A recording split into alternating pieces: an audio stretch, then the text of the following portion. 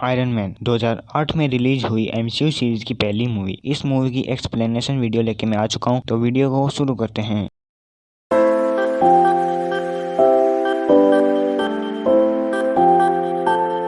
Movie की starting Afghanistan की एक जगह से होती है जहाँ पर यूएस आर्मी को दिखाया जाता है जो एक आर्म्स डीलर का इंतजार कर रही होती है। वो आर्म्स डीलर और कोई नहीं बल्कि टोनी स्टार्क ही होता है। वहाँ पर टोनी स्टार्क अपनी बनाई हुई मिसाइल का शोडाउन करने आता है जिसका नाम जेरिको होता है। वहाँ पर टोनी स्टार्क जेरिको मिसाइल का एक टेस्ट करके भी दिखाता है और उस मिसाइल का धमाका इतना तेज होता है कि उसकी लहरें टोनी स्टार्क तक आती हैं। जैसे ही टोनी स्टार्क अपनी गाड़ी में बैठ जाने लगता है तभी आतंकवादियों का हमला हो जाता है। जैसे टोनी स्टार्क अपनी गाड़ी से निकलते हैं उनके पास उनकी कंपनी का एक बॉम्ब, स्टार्क इंडस्ट्रीज का एक बॉम्ब पास आकर गिर जाता है, ब्लास्ट हो जाता है। इससे टोनी स्टार्क बुरी तरह घायल हो जाता है। अब कहानी फ्लैशबैक में चली जाती है और 36 घंटे पहले का सीन दिखाया जाता है। Tony Stark arm dealer of the year के लिए नॉमिनेट होते हैं, लेकिन वहाँ पर टोनी स्टार्क अवार्ड लेने के लिए मौजूद नहीं होते। उनका अवार्ड ओबिडाया स्टीम रहते हैं। ओबिडाया स्टीम टोनी स्टार्क के पिता हॉवर्ड स्टार्क के दोस्त होते हैं और स्टार्क इंडस्ट्री की शुरुआत इन दोनों ने ही की थी। फिर हमें सीन दिखाया जाता है कि टोनी स्टार्क जो एक कैसीनो में गेम खेले होते हैं, उस कैसीनो में ओबिडाया स्टीम आता है और अवार्ड टोनी स्टार्क को देता है। लेकिन टोनी स्टार्क अवार्ड लेने से मना कर देता है और कहता है कि उनके घर में अवार्ड लेने के लिए जगह ही नहीं। अब सीन दिखाया जाता है अगले दिन का जहाँ पर टोनी स्टार्क सो के उठता है। उसकी पर्सनल असिस्टेंट पेपर पोर्ट्स आती है और कहती है आज आपकी बहुत बड़ी डील अफगानिस्तान में है और आपका पर्सनल जेट आपका इंतजार कर रहा है। फिर टोनी स्टार्क अपने जेट में बैठकर अफगानिस्तान चला जाता है। फिर प्रेजेंट टाइम का सीन दिखाया जाता है जहाँ पर टोनी स्टार्क बहुत बुरी तरह घायल होकर उठता है। उसके सीने से कुछ तार लगे होते हैं जो एक बैटरी से कनेक्ट होते हैं। उसके पास एक आदमी खड़ा होता है जिसका नाम येंसिन होता है। टोनी स्टार्क उसको पूछता है यहाँ पर क्या हुआ था। वो बताता है कि बॉम्ब के फटने से तुम्हारे शरीर में बहुत सारे पार्टिकल्स चले गए थे, उनको निकालना बहुत मुश्किल था, इसलिए मैंने एक इलेक्ट्रोमैग्नेट फील्ड बनाई है जिससे वो पार्टिकल्स तुम्हारे दिल में जाने से बच सकें। फिर उन आतंकवादियों का एक हेड आता है और कहता है कि हमने तुम्हें यहाँ पर कैद करके रखा है, हम तुम्हें तभी छोड़ेंगे जब तुम हमारे लिए जेरिको मिसाइल बना के दोगे ताकि हम यूएस पर हमला कर सकें। लेकिन टोनी स्टार्क मना कर देता है। तब वो टोनी स्टार्क को उसकी कंपनी की बॉम्ब और मिसाइलें दिखाता है और कहता है तुम यूएस आर्मी और जिसको भी मिसाइलें बेचते हो वो हमें आकर काफी ज्यादा दामों में बेचते हैं। अब हमें जेरिको मिसाइल चाहिए। टोनी स्टार्क वापस गुफा में आकर येनसिन से पूछता है कि तुम्हें यहाँ से बाहर निकलने का कोई रास्ता पता है। तब येनसिन कहता है कि ये काफी छुपा हुआ इलाका है, तुम्हारी आर्मी तुम्हें नहीं ढूंढ सकती। येनसिन टोनी को कहता है कि मेरे पास यहाँ से निकलने का एक प्लान है, हमें ऐसा सूट बनाना होगा जिसपे गोलियों का कोई असर नहीं होता। टोनी स्टार्क इस बात पर मान जाता है और दोनों सूट पर काम करने लग जाते हैं। साथ ही टोनी स्टार्क एक आर्क रिएक्टर भी बनाता है जिससे उसके शरीर में लगे इलेक्ट्रोमैग्नेटिक फील्ड और उसके सूट को पावर मिल सके। काफी मेहनत के बाद टोनी अपना आर्क रिएक्टर बना ही लेता है। जब टोनी स्टार्क का सूट बनकर तैयार हो जाता है, टोनी स्टार्क मार्क 1 नाम देता है। सूट बनते ही टेंड्रिंग्स को पता लग जाता है वो आतंकवादियों का सबसे बड़ा हेड होता है, इसलिए वो टोनी स्टार्क को मारने के लिए गुफा में आता है। टोनी स्टार्क के सूट को एनर्जी मिलनी बाकी होती है, इसलिए येंसिन कहता है कि तुम अपने सूट को पूरी तरह चार्ज कर लो, तब तक के मैं बाहर जाकर उनको रोकता हूँ। लेकिन आतंकवादियों ने येंसिन को गोली मारकर घायल कर दिया। फिर टोनी स्टार्क को बहुत ज्यादा गुस्सा आता है और वो अपने सूट की मदद से सभी आतंकवादियों को मारते हुए गुफा से बाहर आता है। गुफा के बाहर कुछ बॉम्ब और मिसाइलें रखी होती है। वो उन सभी मिसाइलों को जलाकर वहां से एक बूस्ट मारता हुआ एक रेगिस्तान में जाकर गिरता है। रेगिस्तान में गिरने से उसका मार्क 1 पूरी तरह टूट जाता है। रेगिस्तान में यूएस आर्मी को उसे ढूंढ लेती है और वापस घर ले आती है। घर आते ही टोनी स्टार्क एक प्रेस कॉन्फ्रेंस कंडक्ट करता है और प्रेस कॉन्फ्रेंस में रिपोर्टर्स टोनी स्टार्क से पूछते हैं कि अफगानिस्तान में आपके साथ क्या हुआ। स्टार्क बताते हैं कि मुझे कुछ आतंकवादियों ने पकड़ लिया था और मेरी ही कंपनी के मिसाइलों और बॉम्ब से हमला कर दिया था, इसलिए अब मैं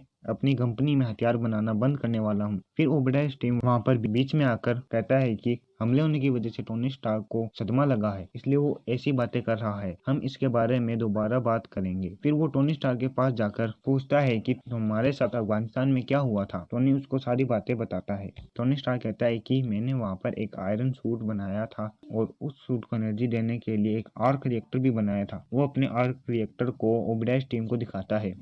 फिर हमें सीन दिखाया जाता है टोनी एक नया आर्क रिएक्टर बनाता है जिसमें पहले से ज्यादा पावर होती है। फिर वो पेपर पोर्ट्स की मदद से पुराने आर्क रिएक्टर को नए आर्क रिएक्टर से रिप्लेस कर देता है। फिर सीन शिफ्ट हो जाता है और दिखाया जाता है कि टेंड्रिक्स को रेगिस्तान में मार्क 1 टूटी हुई हालत में मिल जाता है। फिर हमें सीन दिखाया जाता है टोनी अपने नए सूट पर काम करता है और जिसे वो नाम देता है मार्क 2 और टेस्टिंग के लिए बहुत ऊंचा उठता है, लेकिन ज्यादा ऊंचाई पर जाने से उसके सूट पर बर्फ जमना शुरू हो जाती है जिससे उसका सूट का कंप्यूटर बंद हो जाता है। जब वो नीचे गिरने लगता है उसका कंप्यूटर वापस शुरू हो जाता है और वो अपने घर में आ जाता है। घर पर जाकर उसे पेपर पोर्ट्स की तरफ से गिफ्ट बॉक्स मिलता है।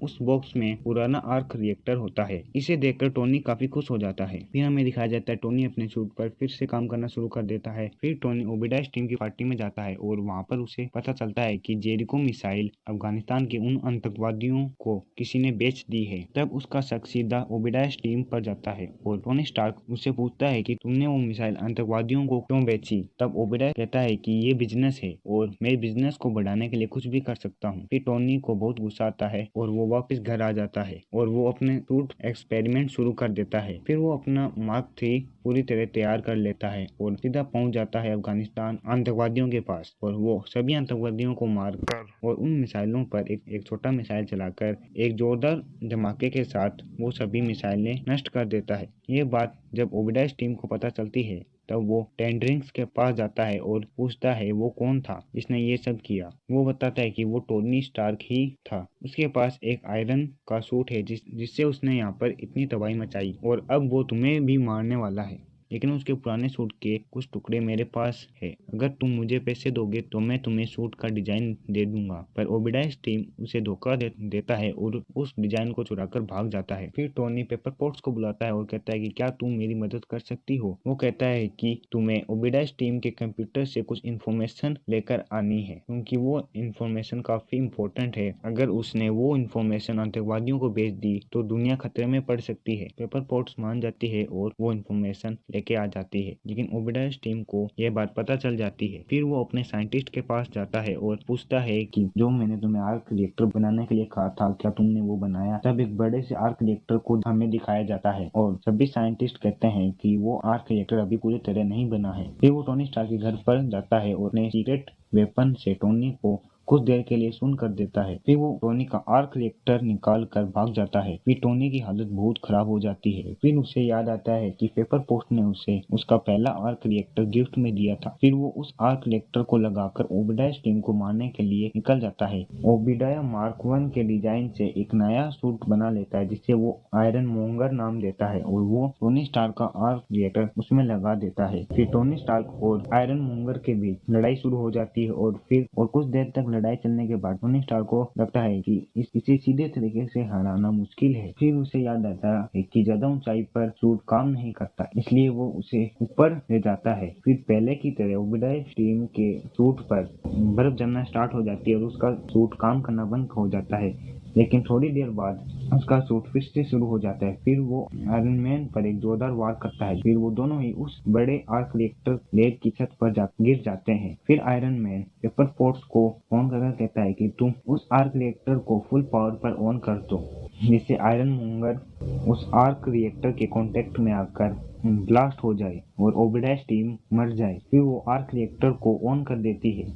उससे पहले ही आयरन मैन वहां से हट जाता है और उस आर्क रिएक्टर से निकली वेव से ओबिडाइस टीम मर जाता है। अगले दिन टोनी स्टार्क को एक प्रेस कॉन्फ्रेंस में बुलाया जाता है और उससे पूछा जाता है कि कल सूट पहन के कौन लड़ रहा था। उन सभी सवालों से टोनी घबरा जाता है, मगर आखिर में वो अपनी आइडेंटिटी ना छुपाते हुए ये कहता है कि आई एम आयरन मैन। तभी सभी रिपोर्टर्स आयरन मैन की फोटो खींचने लगते हैं और ये मूवी यहीं खत्म हो जाती है।